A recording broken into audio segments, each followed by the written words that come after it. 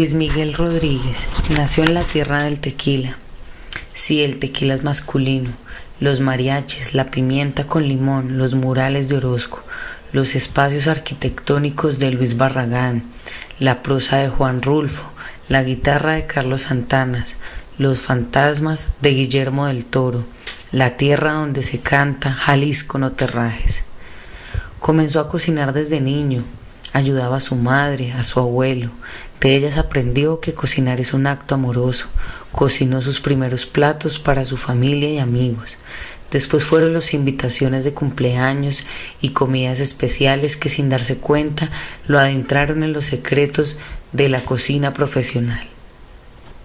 Trabajó en Guadalajara, Ciudad de México y Santiago de Compostela, Madrid y ahora en Sao Paulo, Brasil.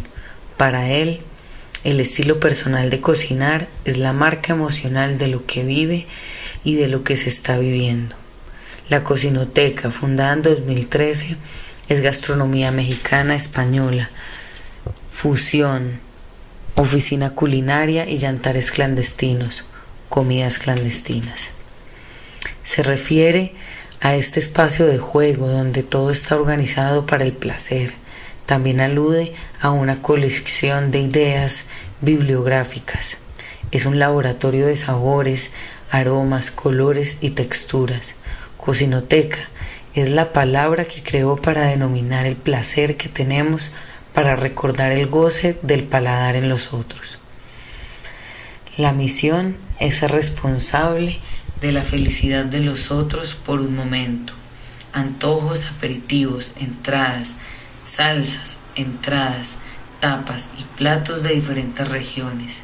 La inspiración para el sabor ustedes sugieren y nosotros creamos. Prácticamente hago todo, desde la preparación, el mise en place hasta el emplatado, la presentación de cada uno de los platos, ¿no? Y después de eso, pues me dije que estaba faltando un poco a mis raíces y entonces propuse hacer una serie de jantares con comida mexicana, aprovechando que los amigos que de pronto me visitan o gente que va a México me traía siempre los ingredientes básicos de la comida mexicana, que son una diversa variedad de chiles secos. Y que por otro lado los otros ingredientes para hacer comida mexicana, afortunadamente Brasil, además de que es más grande que México, tiene también toda esa diversidad de ingredientes, supos para producir la comida, y empecé a producir algunos jantares en torno a la cultura mexicana. El primero que hice, me acuerdo que fue en torno a 4 mujeres, le puse 4 mujeres frutos de su pasión, que era en torno a Lucha Reyes, que es la cantante por antonomasia del estilo mexicano, de la voz de mujer aguardientosa, que tanto popularizó Chabela Vargas. Obviamente dentro de esas 4 mujeres estaba Chabela Vargas, que aunque ya para las generaciones actuales se conoció a Chabela Vargas como una mujer mayor, pues evidentemente ella empezó muy joven, pero evidentemente ella estaba influenciada por Lucha Reyes, que era una mujer que yo la comparo con un poco con algunas cantantes de jazz norteamericano que murieron alcohólicas, pero que a la vez tenían una tesitura muy especial por esa querencia por el alcohol, ¿no? Como Billie Holiday. Y estaba obviamente en ese cuarteto, estaba Frida Kahlo y Tina Modotti, que fue gran amiga de Frida Kahlo y fotógrafa de ella. Y entonces hice ese jantar. Después hice otro de Tómate esta botella conmigo, que es basada en una canción de José Alfredo Jiménez, y la idea básica era presentar precisamente a este cantante ultra fértil y prolijo que fue José Alfredo Jiménez, que prácticamente inventó el imaginario que se tiene del mexicano en el mundo entero y en América Latina. Creo que hay un solo latinoamericano que no conozca una canción de José Alfredo Jiménez, por ejemplo El Rey, que es prácticamente cantada en todos lados. Y posteriormente hice otro yantar relacionado con el estado de Jalisco, presentando más bien a Jorge Negrete y a Pedro Infante, que eran así como las dos grandes figuras de lo que se llamó el cine del siglo de oro mexicano, del cine en blanco y negro, que también se conoció, se difundió muchísimo en América Latina. Y haciendo yantares, pues llegó noviembre, y en México es fundamental y trascendental la fiesta de Día de Muertos, el 2 de noviembre, y entonces comencé a hacer yantares. O sea, desde que llegué aquí he celebrado el Día de Muertos, haciendo un yantar dedicado a los muertos, ¿no? Y de la manera tradicional mexicana, ¿no? Que es haciendo un altar para los muertos queridos. Siempre digo que el Día de Muertos es un pretexto para celebrar la vida, porque realmente no se celebra a la muerte, sino se juega con ella. Lo que se celebra son los recuerdos que viven en las personas, sobre todo los recuerdos amables, alegres, y por eso en el altar se colocan a todos los familiares y se les brindan ofrendas de comida, lo que les gustaba beber, lo que les gustaba comer, o las aficiones que tenían. En México ese Día de Muertos realmente se celebra en los cementerios, en los panteones, y la gente va a arreglar primero la tumba de sus finados, o de su finado o finada, y durante la noche es un espectáculo aquello, porque está lleno de candelas, de velas, y lleno de flores, y hay música por todos lados, porque no se lleva música grabada, sino que se contratan grupos. Entonces lo mismo estás escuchando mariachi, que música del sur de México, que se toca con marimba. Lo mismo escuchas música del norte de México, que es la polca regiomontana, que se toca con acordeón. Escuchas tríos, ¿no? Escuchas todo tipo de música, y ves a la gente comiendo en los altares, en las propias tumbas y en los altares que se hacen ahí. Pues así fue evolucionando el proyecto de los yantares clandestinos. Pero obviamente de los mismos yantares la gente me preguntaba que si no había la posibilidad de hacer algo parecido, pero en sus casas, y así surgió la idea de convertir los yantares clandestinos realmente en un concepto un poco más abierto, que es la cocinoteca, y definir la cocinoteca como una pequeña productora de eventos gastronómico-culturales, ¿no? Donde mezclas música,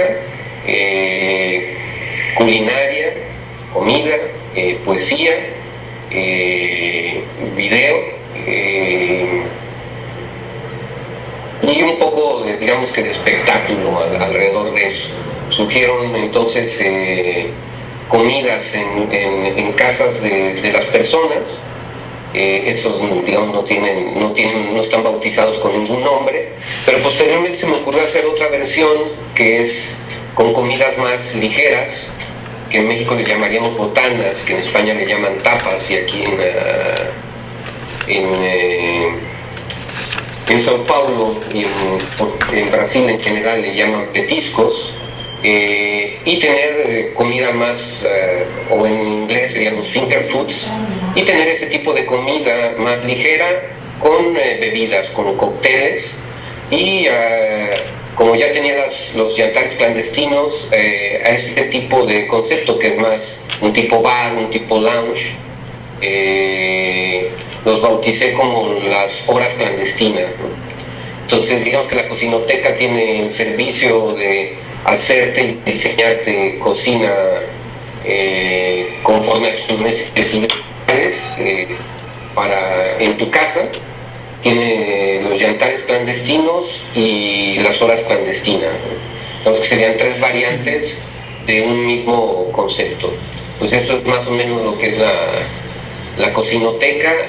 Siempre he querido hacer algunos talleres de comida mexicana, talleres para niños, talleres de comida española, y mezclarlos también con cultura, con arte, con literatura.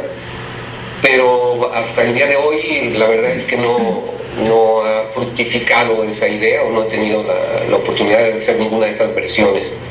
Pero en resumen, eso sería mi trayectoria y lo que es la cocinoteca y sus como 3 variantes. Ay, no, Luis Miguel, pues me encanta, o sea, me encanta como escucharte. Creo que es una idea maravillosa, que tienes como el arte por todos los lados. Eso me parece maravilloso. Pues mira, por el teatro, por el video, por el tema del montaje de escenarios, me parece maravilloso todo eso. Y bueno, no, pues Luis Miguel, no sé qué más nos quieras contar, agregar frente a este tema. Pues lo que es curioso es que al paso del tiempo, ya después de prácticamente 3 años que tengo haciendo los Yantares clandestinos, obviamente siempre he dicho que, o sea, yo no inventé el concepto, sino básicamente yo estaba transformando un concepto que ya existía y que también empezó a volverse popular en todos lados. O sea, yo recibo distintos como correos y revistas digitales de España y se ha popularizado mucho el concepto. Incluso casi la mayoría de chefs, te diría, que actualmente tienen alguna variante de este tipo. Gente como Ferran Adrià,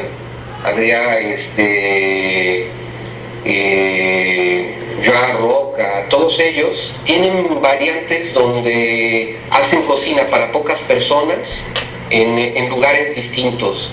Aquí en Sao Paulo actualmente ha crecido muchísimo ese concepto de la comida fuera de los restaurantes, y lo que se me hace más interesante, que siempre he pensado, es que cuando se habla de la cocina o de la gastronomía, se dice que es un arte. Yo no entraría como en discusión de por qué es arte o qué es arte o qué no es arte o cómo se define el arte, pero si lo tomamos literalmente esa frase de que la gastronomía o la cocina es un arte, siempre he pensado que es un arte muy peculiar la cocina y la gastronomía, porque es el único arte que tú literalmente te llevas a la boca y te nutre. Es decir, yo no conozco ninguna disciplina, ningún género del teatro, del cine o de las artes plásticas, ninguna de las áreas tiene algún tipo de arte que tú tengas que llevártelo a la boca, primero. Segundo, no es una metáfora cuando dices que ese arte nutre, porque tú puedes decir que una película te nutrió, o que ir a un museo o ver una exposición te nutre el alma. Ahí estamos hablando metafóricamente, pero la gastronomía realmente, si es un arte, pues entonces es un arte que se traga, se come y que nutre literalmente. Y eso crea una particularidad entre el creador y el espectador, o el que es parte activa de la recepción de la obra artística, porque el que recibe la obra artística está confiando en ti. ¿Por qué? Porque la persona está confiando que tú no la vas a envenenar, que tú le estás dando ingredientes que son de buena calidad, y que por otro lado lo que está comiendo tiene un sabor que está pensado para que pueda comerlo esa persona. Y finalmente eso condiciona ese tipo de arte, en el sentido de que un cuadro puede llegar a ser muy estridente, puede llegar a ser incluso repulsivo o duro de tragar, ¿no? O de ver o de mirar, duro en el sentido que puede tratar temas muy difíciles, o una película puede provocarte sensaciones muy desagradables. Pero ya hasta la fecha no conozco ninguna experiencia gastronómica que pretenda asustarte, escandalizarte o que pretenda crearte algún tipo de sensación negativa. En ese sentido sería un arte condicionado, porque siempre intenta crear sensaciones agradables. Sí te puede sorprender, sí te puede retar, pero al final siempre es un arte que busca que sea agradable, placentero para quien lo consume, en todos los sentidos. Incluso la gastronomía más compleja, que podría ser la gastronomía molecular, que hace esos experimentos donde hace cosas líquidas que no son líquidas, o lo que pretendía, lo que se ve como gelatina no es gelatina, o lo que debería ser sólido, a la hora de tocarlo casi se vuelve humo. Aún que sorprendiéndote, lo que te garantiza incluso la gastronomía molecular es que a la hora que tú lo vas a experimentar, vas a terminar siendo una experiencia placentera. Entonces esa es la peculiaridad que tiene la gastronomía como arte, ¿no? Que es un arte diseñado para generar placer siempre en quien lo va a consumir, y que literalmente la gastronomía es un arte que nutre a la persona, ¿no? Al grado de que la persona lo incorpora en su cuerpo, ¿no? O sea, yo no conozco a nadie que por ir a una galería o ver muchas películas suba de peso, o se le desequilibra el colesterol.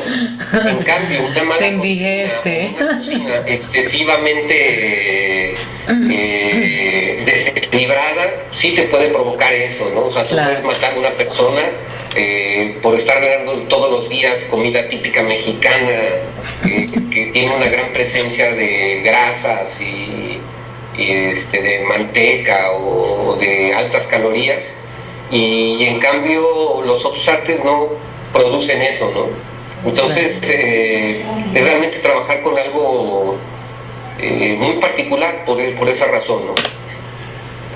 Ay, no, maravilloso. No, pues, no, Luis Miguel, te agradezco mucho. Gracias por darnos este espacio. Y no, esperamos pues que sigas incursionando en todas estas disciplinas del arte y la cocina. Me encanta todo esto. No, pues gracias a ti por invitarme a charlar, y espero que les resulte interesante, y sobre todo que pueda ser como motivador para los que están haciendo cosas o quieren hacer cosas, porque finalmente algo que quizás no he mencionado es que la cocina y la gastronomía no dejan de ser, en el fondo, el arte del recuerdo, porque un cocinero lo que más intenta emular o conseguir son aquellos sabores que probó por primera vez en su infancia. Es decir, es como aquella película de Ratatouille, donde aquel viejo crítico termina por ser desarmado cuando el pequeño ratón le hace un ratatouille, precisamente con el sabor exacto que lo llevó a verse él de niño y su madre cocinándole. Incluso gente como Ferran Adrià, que hablamos, su idea de terminar con no terminar, sino parar con el bully, y muchos de los cocineros de gastronomía molecular están regresando a la cocina tradicional, obviamente incorporando todas las técnicas que han desarrollado, y con la diferencia de utilizar ingredientes de muy alta calidad, lo que convierte el viejo platillo, el viejo caldo, la vieja sopa o aquella carne que te hacía tu abuela, tu tía, pues realmente en una cocina entrañable. O sea, al final de cuentas, cocinar para las personas es encargarse de su felicidad por unos instantes, mientras dura esa cena, ¿no?